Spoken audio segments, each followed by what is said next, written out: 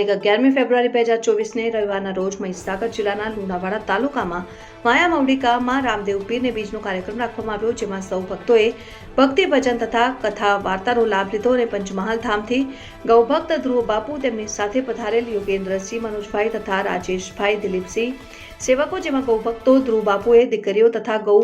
માતા વિશે કથા ઉપદેશ આપી ભંડારો તથા ગાયત્રી યજ્ઞનું આયોજન કરાયું હતું। તો સૌ ભાવિક ભક્તોને અનેરો બીજનો કાર્યક્રમથી ધામધૂમપણે ઉજવણી કરી હતી અને આયોજન કર્યા શ્રી ભરતભાઈ અને મહેશભાઈને ગૌભક્ત ધ્રુવ બાપુ